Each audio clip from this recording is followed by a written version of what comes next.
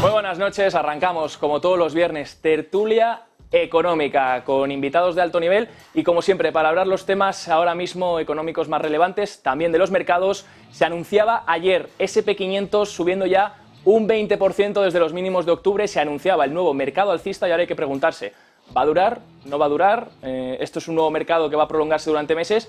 Veremos, hay muchas cosas de las que hablar, Reserva Federal, subida de tipos o no este 14 de junio, que es la próxima reunión, también reunión del BCE, también lo que se está cociendo en el sector inmobiliario y, por supuesto, también en China, porque hemos tenido datos no solo de PMIs, ya les contábamos las exportaciones también, caían un 7,5% en términos intraanuales, y si China no exporta, eso significa que el mundo no está consumiendo.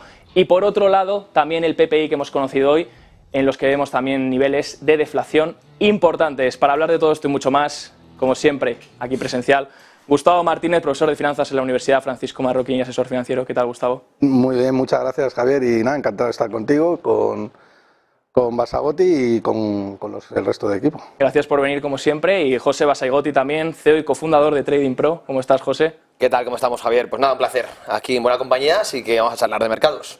Por supuesto, y aquí detrás en la pantalla tenemos también conectados, como siempre, Rodrigo Oria, director de inversiones en Sevid de Espinosa. Rodrigo, hoy tenemos a Gustavo y también por aquí. Bueno, un placer, la verdad. Le echamos de menos ya. Le echamos de menos, ¿no? Y también a Eduardo Irastorza, como siempre, profesor de OBS Business School. ¿Qué tal, Eduardo? Muy buenas tardes. Muy bien, un placer. Saludos a todos. Bueno, permítanme arrancar aquí con nuestros invitados presenciales preguntándoles a ellos, pero ahora voy a vosotros, Eduardo y Rodrigo. Pero bueno, el mercado alcista, no sabía si poner a lo mejor una pancarta hoy en el programa o sacar petardos, pero viendo de dónde venimos, viendo también de lo que está pasando en los últimos meses, me apetecería hablar de muchas cosas, ¿no? De cómo está cambiando el sentimiento, de que nos aventuramos hacia una Fed, que parece ser que el mercado está rebotando pensando que ya llega esa pausa. En Canadá, el otro día, vimos que tras pausar desde enero, de nuevo retoman la subida de tipos. Claro, ¿cómo estáis viendo todo este efecto? ¿Vuelve la euforia? ¿Vuelven las ganas de comprar? ¿Este nuevo mercado alcista es viable que dure? Gustavo, arrancamos contigo.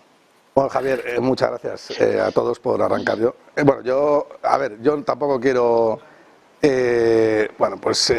colgarme medallas, ¿no? Creo que este escenario llevo tiempo avisando de él. Es verdad.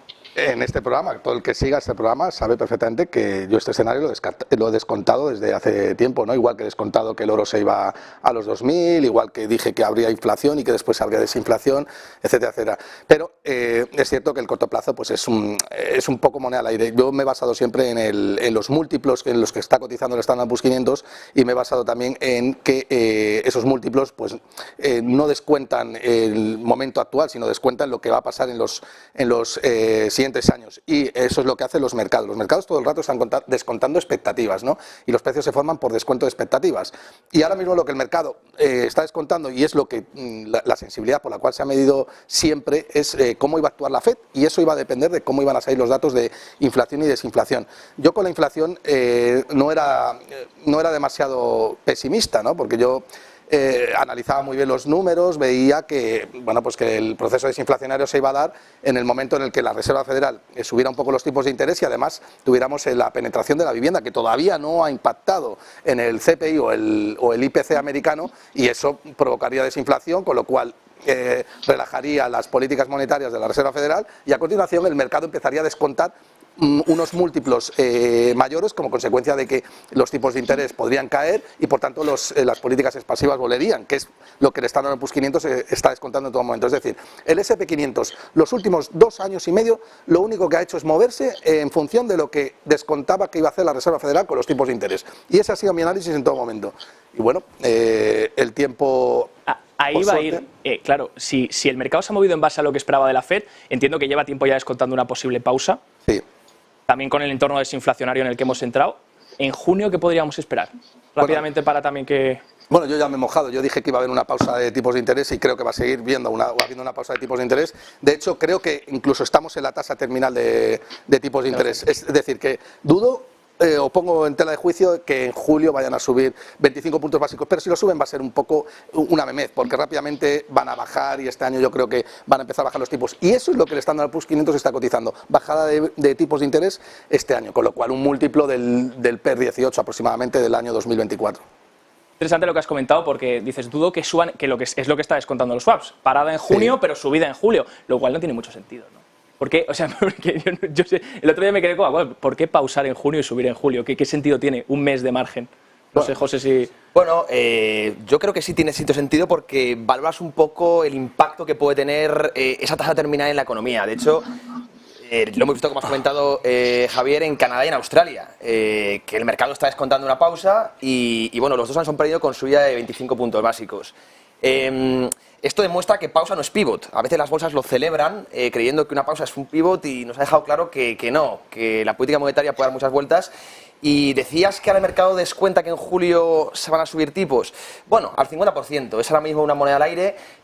Los swaps de los Fed Funds están ahora mismo eso. Creo que es un 51, 52 va cambiando. No se esperan subidas en junio, pero sí en julio pues con esa probabilidad. Por lo tanto, no acaba de descontar el mercado lo que vaya a pasar. Insisto que hay mucha incertidumbre, pero es verdad que Canadá es el canario en la mina, así que no descartaría ni mucho menos esa posibilidad, ¿no? Yo de todas formas... no soy muy partidario de más subidas de tipos de interés, me explico. Creo que como Gustavo, no sé si aquí los compañeros están de acuerdo, esperamos ya un proceso de desinflación muy fuerte, incluso llegar a ese objetivo del 2% a finales de año. Estamos ya en deflación monetaria, hemos visto los datos de China desastrosos también con el PPI hundiéndose. Y bueno, pues no tiene mucho sentido seguir endureciendo la economía, a no ser que lo que quiera realmente el Banco Central es ganar confianza. Y creo que en ese sentido ese punto tiene cierto sentido Powell, que prefiere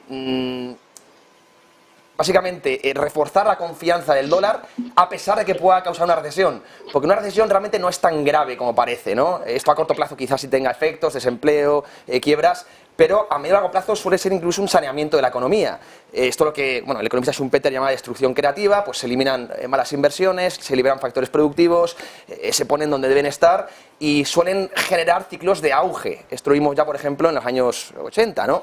Entre Arthur Burns y Paul Volcker, esa diferencia de lo que quisieron cada uno. Y creo que Jay Powell sigue más a Paul Volcker, por tanto no creo que le importe pasarse de frenada, causar una recesión, pero dejar al dólar como centro hegemónico y sobre todo en este contexto donde se está poniendo en entredicho. No voy a entrar en debate si está bien o mal, pero hay mucho tema ahora con la desvalorización y creo que no es malo, insisto, que se pase de barrida, pero que deje claro que el dólar es el que manda, ¿no?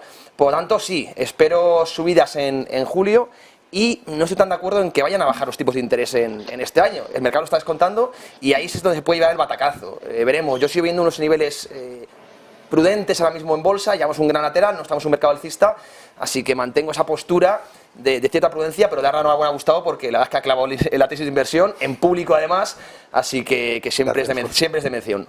No, sí, aquí venía siempre a recordárnoslo cuando el pesimismo reinaba, sí. Que nos encanta hablar de lo pesimista, pero para advertir, ¿no? Pero siempre traemos gente que por lo menos es optimista y nos puede dar siempre una buena dosis, como es Gustavo. Importante, temas voy a vosotros, Rodrigo, Eduardo, temas importantes que ha tocado José. El mercado está esperando una bajada de tipos. ¿Y si no se produce? Porque una cosa es la pausa, pero otra cosa es el pivot, lo decías bien, ¿no? Otra cosa, yo creo que, preguntaba si van a estar de acuerdo, yo creo que Rodrigo está totalmente de acuerdo que los tipos van a bajar, no me cabe la menor duda, lo que pasa que no sé si por decisión de la Fed o por decisión del mercado monetario. Y por otro lado, Eduardo, han hablado también de la hegemonía del dólar. Voy contigo primero, Rodrigo, y ahora concluimos con Eduardo todo esto. Bueno, de momento tienes razón, Gustavo, las bolsas suben y por lo tanto... mi postura de momento está equivocada. Eso no quiere decir que en el futuro creo que va a darse la vuelta y aquí se lo recordaré yo a Gustavo con deportividad. Entonces, las bolsas en el corto plazo pueden hacer una cosa. Yo creo, llevo hablando tiempo de la deflación, de la que se estaba produciendo dentro del sistema financiero. De hecho, los datos de China ya anunciaban cuando se hablaba de que iba a haber una expansión, un gran crecimiento, expansión del comercio. Yo ya dije que se iba a producir esa deflación. Creo que cuando se produzca ese shock deflacionario que se está produciendo, por ejemplo, ya en el sector de inmobiliario americano, creo que va a ser una onda expansiva y la economía está siendo más resiliente de lo que algunas personas, bueno, pues pensamos. Pero esa deflación no quiere decir que se vaya a producir ya, sino que en el 2024, que es una cifra a finales de 2024, que es la que yo manejo, más o menos, yo soy bajista. La bolsa pues tiene otras razones y está pues apostando hacia el alza. Para mí nada del escenario ha cambiado, simplemente son fluctuaciones temporales. Y yo creo que sí que la Fed va a tener que bajar tipos de interés y vamos a ver unas bajadas de tipos de interés muy profundas. Me gusta porque estamos ya entrando en ese momento en el que hay diferentes opiniones sobre un momento de incertidumbre total, porque pueden haber muchos escenarios a partir de aquí, ¿no? Es un punto de inflexión. Eduardo, ¿opiniones sobre todo esto? Bueno, en primer lugar, felicitar a Gustavo por sus aciertos, por el oráculo basado en hechos ciertos, ¿no? Y las conclusiones a las que llega. Pero igual que digo eso, yo creo que desgraciadamente ese darwinismo que representa Gustavo, ¿no? en la economía, antes tú señalabas dejarle pasar de frenada para que las cosas, aunque tengan un coste, fortalezcan el dólar, que indudablemente es un factor muy importante. Yo creo que la actual administración norteamericana está lejos de esa actitud darwiniana, ¿no? De dejar que sobreviva el más fuerte, etcétera.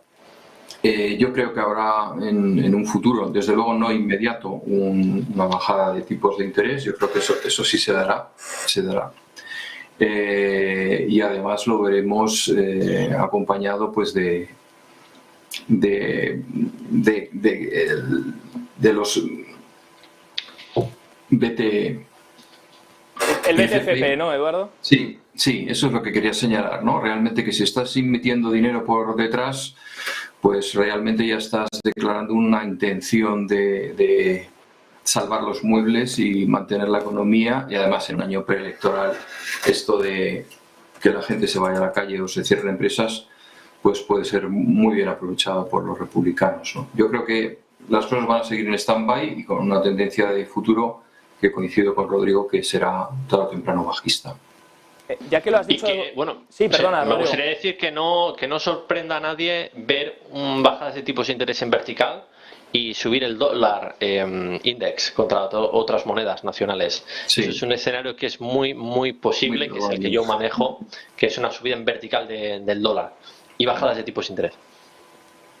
Pues estaremos atentos. Eduardo, has comentado algo muy interesante.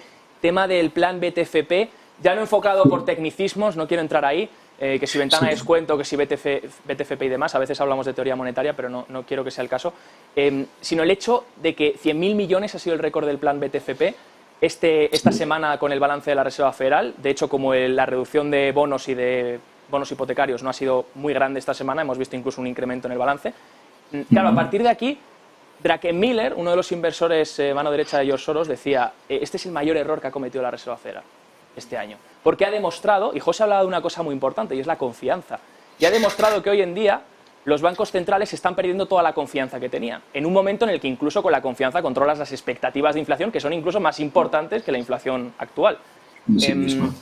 Claro, entrando en ese debate, ¿ha sido un gran error esto? ¿O era una mejor decisión dejar caer a los bancos pequeños que no aguantasen? Muy interesante lo que ha dicho Eduardo, que la verdad es que no le salía la palabra porque es difícil. BTFP, ¿no? A ver, sí, lo ponen tecnicismos para que no nos enteremos de qué es. Yo también tengo que recordarlo muchas veces, digo, bueno, tantas siglas, ¿no? Y acrónimos que efectivamente los ponen así para que nadie se entere lo que es. Pero qué error, no ha sido ningún gran error, Javi. Los bancos centrales nacen para intervenir en el mercado. ¿Y qué es lo que hace un banco central? Intervenir en el mercado.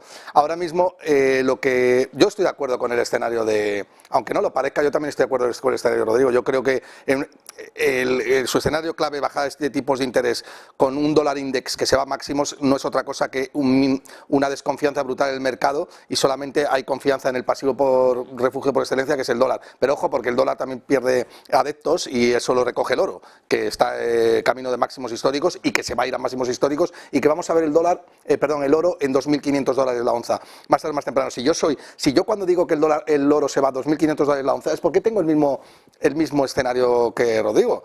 La Fed ahora mismo acaba de decir que necesita subir su objetivo de inflación al 2,5%. Lo han dicho, o sea, que la tasa marginal se va a mover entre el 1,5 y el 2,5. Lo te está diciendo. Lo dijo también Lagarde, que dio un discurso de bloques geopolíticos y de tensiones globales, pero yo creo que era para dejar claro que el 4% está ahí. Claro, esto no es otra cosa que nuestros pasivos, los pasivos que emite el Banco Central por excelencia, se van a ir depreciando a mayor ritmo. ¿Por qué? Porque no hay otra manera que refinanciar y enrolar la deuda nueva con más inflación a futuro. Y ese es el escenario del que habla Rodrigo. Bajadas de tipos de interés, el mercado... la gente empieza a demandar, el mercado empieza a demandar liquidez, empieza a demandar dólares, sube los tipos de interés para el dólar porque la liquidez se remunera más cara porque hay menos dólares como consecuencia de que el mercado demanda más dólares y el oro se va a máximo. Si es que yo el escenario, Rodrigo, lo comparto, pero en el largo plazo, en el corto plazo no, el corto plazo es sensible a lo que hacen los bancos centrales y eso es el análisis que hay que hacer. Pues sí, y de hecho el interés del 2 años, que sería el más ligado a lo que hace la FED, todavía se ha mantenido, o sea, no ha caído a plomo. Sí que lo hizo cuando la banca regional, sí que apuntaba ahí a un entorno donde Rodrigo sí que podría haber estado acertado en el entorno ese deflacionario que estamos esperando, pero parece ser que todavía no llega. José, opiniones de todo esto, el BTFP, el balance, aunque esto sea semanal, el QT va a seguir. Sí, de hecho sigue y Powell ha sido muy claro. Bueno... Decir dos cosas. En primer lugar, que sigue el drenaje de liquidez. De hecho, hay una desconexión muy fuerte entre precio, por ejemplo, de Nasdaq, OSP y el balance del Banco Central, que suelen tener correlación y se está abriendo esa brecha que desde luego preocupa. Decíais que si, decía Dragan Miller, ¿no? No había escuchado la verdad, que había sido un error de la Reserva Federal. Yo, fijaros que no estoy tan de acuerdo, y esto me lo escucharéis pocas veces decir, pero creo que esa intervención fue adecuada y más rápida, que creo que el sector bancario lo necesitaba. Otra cosa es que lo estiren mucho en el tiempo, que lo que es una medida excepcional o en crónico, sabemos cómo funciona esto, pero sí me pareció acertada. Hemos visto hoy cómo se subía casi a máximos la demanda por repos, mientras la Reserva Federal baja un poco el QT, ¿no? Esto ha hecho que el balance se estabilice, pero deja claro que sigue habiendo problemas de liquidez, ¿no? Por eso acuden a esta ventanilla de descuento. Y cuidado, esto lo habéis comentado aquí en negocios varias veces, el techo de deuda puede agravar todavía más el problema de liquidez. Básicamente ahora el Estado, bueno, el Gobierno, el Tesoro va a buscar financiación, va a emitir muchos bonos y no los va a monetizar la banca central porque está en ese proceso de reducción. Entonces, ¿quién lo va a comprar? Pues el sector bancario doméstico o acreedores extranjeros, ¿no? Pero sobre todo el sector bancario doméstico. Entonces, va a haber una rotación, digamos, de reservas hacia el TGA y que básicamente es una transformación de dinero gestionado por el sector privado a dinero gestionado por el sector público, ¿no? Esto entonces puede agravar los problemas de liquidez y sabemos que la liquidez, o sea, la poca liquidez para el mercado es muy peligrosa, ¿no? Entonces ahí lo dejamos y bueno, yo te lo leía en Twitter hoy, Javier, seguir muy de cerca este BFT, como se llame, perdón por las siglas, y esa poca liquidez que hay en el mercado porque sabemos de la correlación que existe entre bolsa y balance. Entiendo que también a lo mejor, es que claro, pueden ser muchas señales que no sepamos, ¿no? Porque puede ser desde que necesiten la liquidez y se estén preparando, por si acaso vuelve a pasar algo similar, o puede ser desde que a lo mejor entienden que esa liquidez pues se la están dando a un coste que les beneficia. No lo sé, es muy interesante. Y lo que has comentado de la TGA también, de hecho tenía un gráfico, tenía de hecho las subastas que se van a hacer, la lista de subastas. Yellen se ha esperado de hecho al vencimiento de opciones de junio, se va a esperar ese OPEX del 16 de junio, empiezan las subastas a partir del 15 y a partir de ahí pues 65.000 millones, 58.000, 38.000, 45.000 y lo que tú dices, ¿no? Que en principio eso debería llenarse en la TGA y un poco drenar un poco de liquidez del sistema. Veremos. Rodrigo, todo esto, ¿cómo te suena? ¿Te suena que va por ahí acertado o este plan BTFP también? Entiendo que si los bancos lo están demandando es porque les hace falta. Yo veo, bueno, vuelvo a insistir, es muy complicado que tengamos un ciclo alcista y que vaya acompañado, ese ciclo alcista tiene que ir acompañado de un ciclo de endeudamiento, se tiene que expandir los balances y los bancos tienen que volver a dar crédito cuando está sucediendo todo esto en el sistema financiero. Si los bancos están acudiendo a esta ventana de la FED es porque hay algo que sucede que el mercado no se puede ver exactamente porque los bancos son una especie de caja negra y dentro del sistema financiero ocurren muchas operaciones que no se publican. Veremos qué pasa. Por ejemplo, me habéis pasado unos gráficos del tema de deuda que se rolea, deuda comercial, por ejemplo, cómo han aumentado los impagos del sector inmobiliario. Entonces, cuando esto empiece a impactar dentro de la economía y se reajusten todas estas hipotecas, puede haber un proceso de cascada de impagos que empiece a afectar muchísimo al sector financiero. De hecho, tienen muchos activos dentro de su balance que van a sufrir pérdidas, ya han sufrido pérdidas, pero ¿qué pasa si los tienen que vender? ¿Qué pasa si no pueden acudir al mercado de financiación y decir, oye, tengo este activo que es una deuda, ¿me das financiación? Y el mercado no se lo quiere dar porque empieza a reunir la desconfianza. Yo veo una situación muy frágil y de ahí que yo creo que las bolsas están un poquito viviendo están en la inopia. Bueno, Rodrigo, es que tienes que meterte en la inteligencia artificial.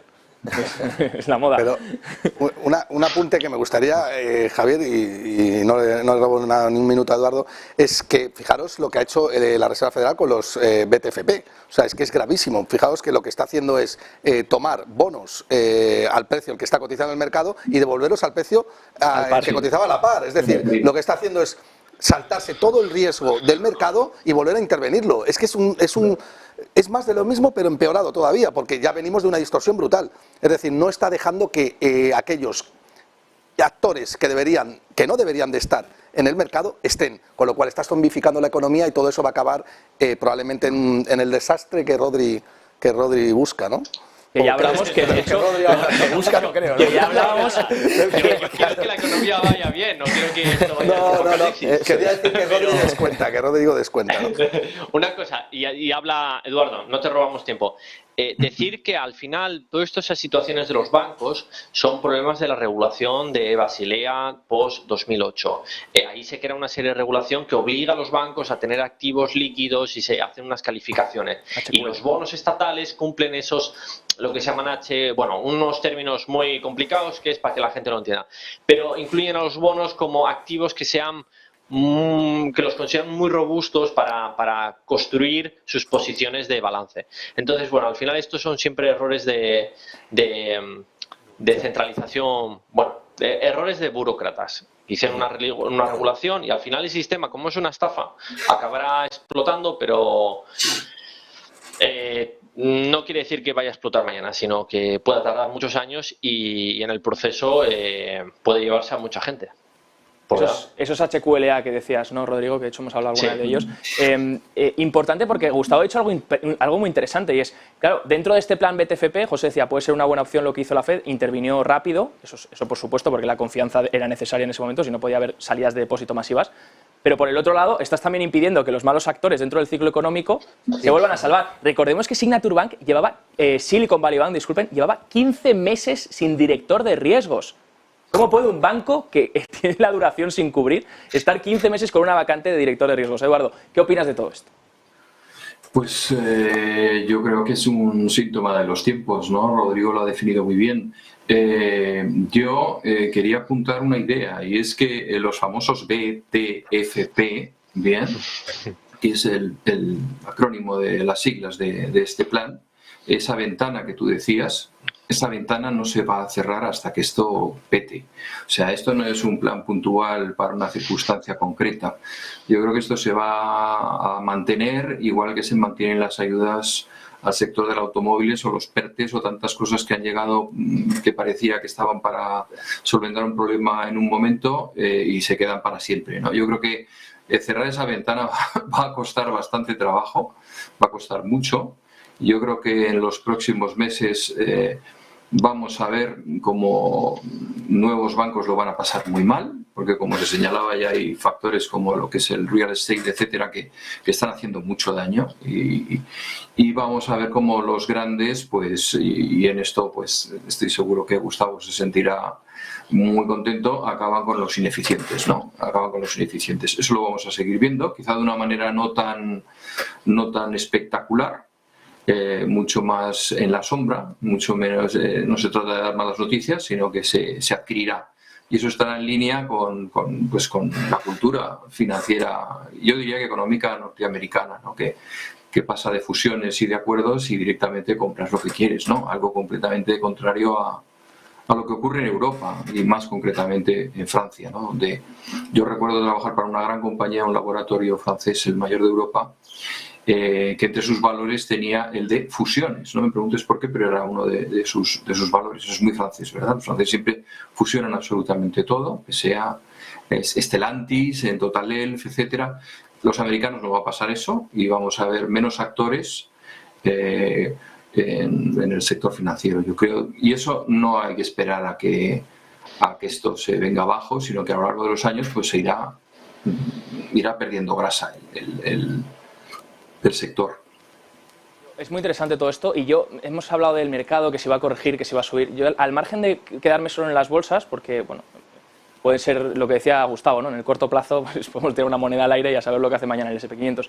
Pero ya yéndonos a otro mercado que sí que va un poco más alineado con el ciclo económico, es ese mercado inmobiliario y ese mercado en el que de hecho topa unos tipos de interés que no ha visto en décadas, un Euribor que ya está por encima del 4%, unos tipos de la FED que, bueno, aunque estamos pronosticando que posiblemente bajen en el futuro, los tipos hipotecarios medios a 30 años están ya por encima del 7% en Estados Unidos. Estoy empezando a leer día tras día cosas que van pasando sobre todo en el sector inmobiliario comercial, hoteles, oficinas. En San Francisco está muy mal, pero es que ayer cerraban 2 hoteles, los 2 hoteles más grandes de la ciudad, por un impago de una hipoteca de 750 millones de dólares. Ayer Goldman anuncia que quiere vender el centro comercial más grande de Irlanda por una pérdida también similar que había adquirido hace 2 años. En Suecia tenemos unos problemas enormes con SBB, que es impronunciable el nombre de la compañía, así que me voy a mantener el ticker solo, quien ya ha despedido al director, que ya S&P Global ha recalificado la deuda hasta 3 veces a la baja, ahora ya la deuda es denominada basura, no pueden encontrar financiación en el mercado. De hecho, tengo un gráfico por aquí que veamos los impagos que se van amontonando, sobre todo en la parte de oficina, porque claro, las vacantes se van propagando, van incrementando a medida que llegó el teletrabajo y llegó la pandemia, y ahora empiezan los impagos en la parte de oficinas. Pero también tenemos toda esa larga cantidad de bonos hipotecarios que vencen este año.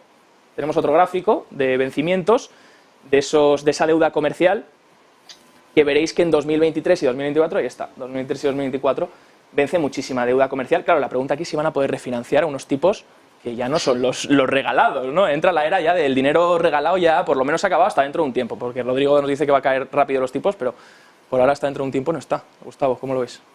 Gris. O sea, es un problema. Por eso la Reserva Federal va a bajar tipos de interés este año, porque también lo ve gris.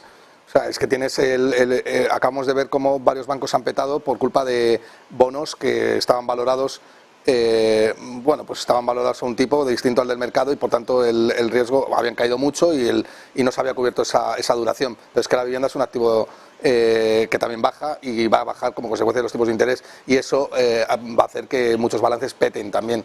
Con lo cual, eso la Reserva Federal lo sabe, porque fue un gran precedente en el año 2008, 2007, cuando muchos balances habían petado, precisamente porque la vivienda no se estaba valorando o ya el precio de mercado ya no se podía sostener, y ahora se repite el problema. Y es obvio que tipos de interés al 4% en Europa, por encima del 4% del Euribor, ya lo decía yo el otro día en otro canal, ¿no?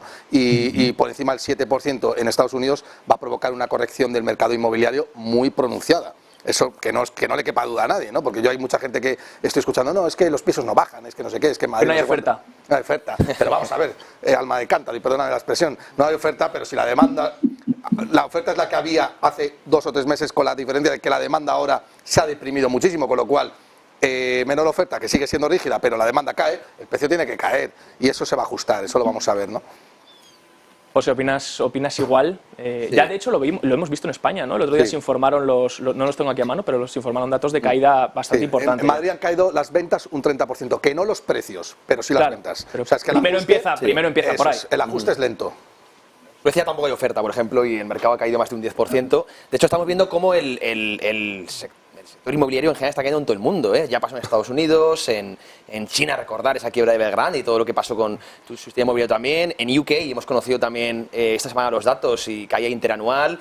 En Suecia, lo has comentado, SBB, el principal fondo inmobiliario, que tuvo un shock hace poco, una caída del 20% en un solo día y muy ligado al commercial real estate. Y en España, estoy muy de acuerdo con Gustavo, van a caer los precios. De hecho, es un mercado muy similar al sueco, lo has comentado. Oferta rígida o un poquito intervenida por el poder político en grandes grandes ciudades sobre todo, en Suecia lo mismo, Estocolmo, Malmö, aquí por ejemplo podemos pensar en Barcelona, Madrid, y sin embargo, evidentemente la subida de los tipos de interés y la caída de la demanda de hipotecas pues afecta tarde o temprano al precio de la vivienda. En Suecia la caída ha sido muy gorda. En España es verdad que hay una diferencia, que es que no hemos recuperado aún los precios del año 2008, estamos en ello, y por tanto la caída quizás pueda ser menor, pero desde luego va a afectar con casi total seguridad. Yo espero que empecemos a verlo ya en los siguientes trimestres, así que paciencia, si alguien quiere invertir que no es mi caso, en el real estate, porque creo que veremos precios bastante atractivos. Pero fíjate lo que acaba de decir, y con eso termino, Basa, que es muy interesante, ¿no? Paciencia. ¿Qué significa esto? Que el poder de negociación lo tiene el comprador y ya lo ha perdido el vendedor, y eso significa máxima presión a la baja de tipos de interés, es decir, hay un cambio de tendencia en el negocio inmobiliario clarísimo. Un vendedor que encima está esperando a ver si vuelve otra vez a reactivarse todo, vuelve a calmar y parece que no llega. Y que le van a entrar las prisas y por tanto va a estar dispuesto a asumir rebajas de un 10 o un 15%. O sea, es un cambio de tendencia en el mercado inmobiliario clarísimo. Y el otro día has dicho algo muy interesante, Gustavo, porque dices, las cosas están tardando más, pero claro, el otro día me decía una persona, le decía, estamos comparando a lo mejor este mercado con mercados anteriores, claro, pero es que lo que ha hecho la Reserva Federal esta vez no se había hecho nunca antes. Exactamente. Sí. La expansión cuantitativa que se ha llevado a cabo anteriormente, estamos ante un nuevo escenario, completamente nuevo, y donde la liquidez todavía parece ser que sigue quedando, sigue todavía en niveles altos de liquidez. Rodrigo, mercado inmobiliario, ¿cómo lo ves? Yo lo veo difícil, porque lo que estamos viendo ahora mismo, ya con lo que están comentando mis compañeros y lo que has comentado tú, Javier, es que se está produciendo una onda deflacionaria por todo el sistema. No es una onda de deflación del crédito a nivel local, por ejemplo, en Estados Unidos. No, estamos viendo en caída de los precios de producción en China. Estamos viendo un petróleo que, a pesar de la oferta, ya lo hablamos muchas veces, está en 70, vuelve a caer. Vemos cómo en Estados Unidos estos problemas sobre todo con el sector inmobiliario comercial. Esto se va a acabar trasladando a la economía, y cuando se empiece a trasladar van a empezar a iniciarse los despidos, que es lo último que se produce. Y cuando se empiecen a producir todo esto, los bancos centrales van a actuar probablemente bajando tipos de interés, y eso no va a ser bueno. Por eso no es que me desconcierte las subidas de las bolsas, porque siempre he dicho que pueden subir las bolsas y el mercado y las bases de la economía están haciendo otra cosa. Por ello yo el sector inmobiliario lo veo complicado, sobre todo porque si fueran a subir tipos porque la economía está creciendo y hay una buena economía, se están pidiendo créditos y está expandiéndose la producción, pues no pasaría nada, se podrían soportar los tipos. Pero tal y como está la economía y cómo está el nivel de endeudamiento, el sistema no puede admitir estos tipos de interés. Y un 5%, un 5 y pico por ciento, un 6%, cuando el mundo está endeudado a la tasa que está hoy, son los mismos tipos de interés que estaban, por ejemplo, en los años 80, con un endeudamiento del 40% y tipos al 20%. De hecho, la presión sobre el sistema hoy con estos tipos supera con creces la intentona de Paul Volcker. Por eso van a tener que caer los tipos de interés. Bueno, y yo quisiera aportar una reflexión adicional a esto, y es el hecho que ha señalado de Goldman Sachs y su retirada de su posición en Irlanda. Una cosa son realmente los problemas que tiene el sector real estate, y yo creo que el síntoma, o sea, el titular realmente hemos cambiado de protagonista en él, el poder lo tiene el consumidor, lo ha dicho antes Gustavo, pero yo creo que ese ejemplo nos habla de algo que va más allá. El que cierre el mayor centro comercial en Irlanda, pues realmente es un problema inmobiliario, lógicamente, el que tiene entre manos, pero también es un problema de modelo de comercialización. Es decir, que cierren las oficinas después de la pandemia, en donde la gente se ha acostumbrado a teletrabajar, o que se haya acostumbrado hasta la abuela a comprar en Amazon, pues supone que los centros comerciales se tienen que reinventar. Yo trabajo con frecuencia en proyectos con esta necesidad. Vamos a generar una experiencia de marca en el punto de venta que supere con creces el hecho de que lo recibas tranquilamente en tu casa un día de lluvia, ¿no? Tiene que pasar algo más maravilloso. Vamos a construir una oficina en donde sea más deseable trabajar físicamente y compartir un espacio y sea incluso más rentable para todos, ¿de acuerdo?, que tener a todas las personas diseminadas en sus respectivos rincones, ¿no? Bueno, yo creo que aquí se junta el hambre con las ganas de comer, en el sentido de que efectivamente hay menos dinero, pero también hay un cambio de modelo de hábitos de consumo y del consumidor, ¿no? Y eso lo vamos a ver reflejado. Este es un apunte que quería hacer al margen de mis compañeros. Muy interesante eso, Eduardo, de que ahora las abuelas hasta compran por Amazon, ¿no? Eso pues, Claro. Potencialmente va a cambiar la economía, no sé hacia dónde, pero va a tener efectos, eso es por seguro. Por otro lado, Eduardo, aprovecho ya para ir contigo para la última pregunta, que nos quedamos sin tiempo. Tema China, me has comentado antes por encima. Claro, esa reapertura que tanto los inversores apostaban, que parecía que era la salvación, que llegaba a China, que reabría y que ya el consumo de materias primas iba a volver, que los PMIs iban a dispararse, que la economía en China iba a reactivar, pero parece ser que siguen con problemas. PPI hoy cayendo en términos interanuales un menos 4,6%. ¿Qué esperar de China? ¿Qué está pasando ahí? Bueno, yo creo que China tiene ahora una prioridad y esa prioridad es geopolítica. Esa prioridad es geopolítica y lo hemos visto, por ejemplo, en el hecho de que esté comprando más oro que nunca. Decía que iba a llegar la onza a 2.500, Gonzalo. Yo estoy completamente de acuerdo con ello. Es decir, necesita un valor de respaldo que vaya más allá del dólar, ¿no? Y en eso está compitiendo. Yo creo que China tiene el problema de su enorme dependencia de los mercados exteriores para crecer. Había un dato, me lo había notado aquí, ¿no? Es decir, realmente el punto en el que el mercado exterior excede en beneficios al mercado interior es incomparable a cualquier otro país, ¿no? en estos momentos, lo cual lo hace especialmente sensible a las crisis de los demás. Y en un momento de recesión ya declarada, pues realmente hay que tenerlo en cuenta. Yo quería hacer una última reflexión a modo de conclusión, con eso ya cedo la palabra a mis compañeros, y es que creo que tú lo has señalado antes y yo me lo anotaba aquí. Yo vengo aquí como si viniera a clase un poco también, ¿no? Se ha llegado el momento de llamar a las cosas por su nombre y enunciar correctamente los problemas, yo creo que es el momento de dejar atrás los eufemismos, los golpes al Excel hasta que diga exactamente lo que queremos decir, y llamar a las cosas por su nombre, un poco como hablamos aquí, en claro y mojándonos en nuestras opiniones, ¿no? Yo creo que hay poca claridad y las cosas se han puesto tan serias que es preciso que haya un ejercicio de pragmatismo y realismo. Y yo creo que hay otra cosa que a mí me preocupa y como fondo de todo es ese viraje en Estados Unidos que estamos viendo a todos los niveles, y que me hace recordar una frase maravillosa de Thomas Jefferson, uno de sus padres fundadores, que ya podrían aplicársela ahora, ¿no? Porque no hemos hablado de lo que está pasando realmente con las criptomonedas, pero es así, ¿no? Y esa frase decía: espero que el Estado piense en mí, pero no por mí. Bueno, pues creo que cada vez estamos más cerca y que se mueven más piezas para que nos acerquemos a ese escenario de que el Estado piensa por ti, ¿no?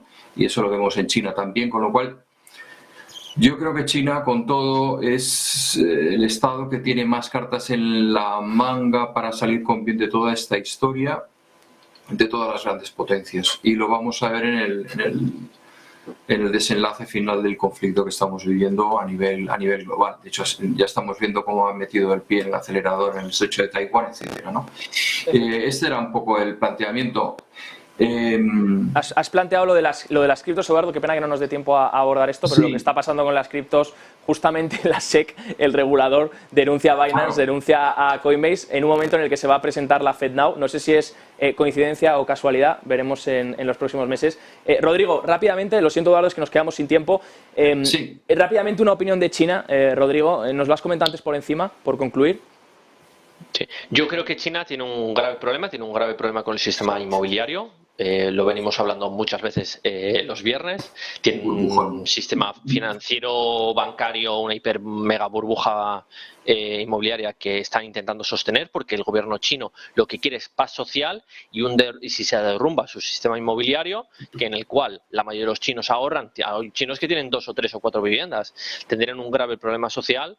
Y cuando estamos viendo que el mundo, los precios de producción están cayendo, lo que está indicando que el mundo no está demandando. Y si el mundo no demanda, China tiene un gran problema, porque tiene una economía muy exportadora. Y si no exporta, no produce. Si no produce, no tiene trabajo. Y si no tiene trabajos, los trabajadores que están en paro. Y además, eso le sumas con un problema inmobiliario, tienes una bomba de relojería tremenda.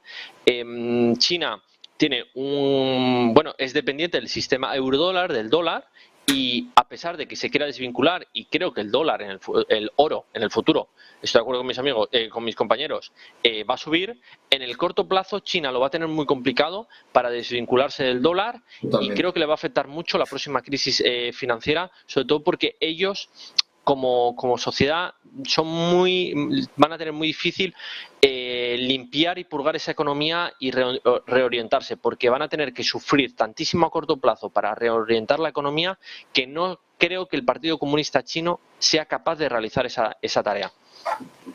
Rápidamente, por concluir, José, Gustavo. Bueno, yo estoy completamente de acuerdo con ellos. Yo creo que China tiene el problema de que necesita urgentemente liberalizar su economía. Porque además, lo ha dicho Rodrigo, depende muchísimo primero han caído las exportaciones y depende muchísimo del dólar. China tiene que olvidarse de la batalla del yuan dólar, porque no tiene absolutamente nada que hacer y tiene que concentrarse en su economía doméstica, porque tiene una economía muy concentrada en el ahorro en real estate, que en el momento en el que pete, porque hay una burbuja inmobiliaria muy clara, entonces el proceso de ajuste, vamos a ver cómo el gobierno es capaz de asumir esa purga, porque va a tener que expulsar mucha contaminación que tiene dentro del mercado chino.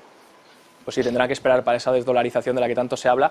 José, opiniones para cerrar este bloque. Y voy rápido porque es muy importante el concepto de destrucción creativa que todos hemos comentado, ¿no? El no dejar que la economía se purgue. China lo está haciendo, ya ha anunciado un plan de estímulo muy fuerte a nivel fiscal, sobre todo para el sector inmobiliario, entonces no va a dejar sanear la economía. Entonces lo que comenta antes Gustavo, y lo has dicho Rodrigo y también Eduardo, zombificas la economía, ¿no? Mantienes a gentes ahí medio en coma y no permites, y eso es lo que tiene la recesión. Una recesión al fin y al cabo limpia un poco la economía, y por eso antes decía que no era mala en el corto plazo, pero a medio y largo plazo suele ser buena. China tiene un problema muy gordo también de escasez de dólares por la caída de exportaciones y bueno, pues esto afecta mucho, por ejemplo, al petróleo, porque es el principal cliente y se ve en el precio, ¿no? Ahora también con Contango, el petróleo, que nos habla de recesión y el comercio totalmente hundido a nivel mundial. El Baltic Dry Index también lo muestra. Así que, bueno, un reflejo del mal ciclo que tenemos ahora mismo. Pues nos quedamos con todo esto, un gran análisis de toda la situación actual. Como siempre, es un placer teneros, gente con vuestro nivel y vuestro análisis de calidad para Negocios Televisión es siempre esencial. Rodrigo Oria, director de inversiones en Sebet Espinosa, Eduardo Irastorza, profesor de OBS Business School, y aquí presencial, gracias por pasaros, José Basaigotti, CEO y cofundador de Trading Pro, y Gustavo Martínez, profesor de finanzas en la Universidad Francisco Marroquín y asesor financiero. Nosotros nos vamos a publicidad. Enseguida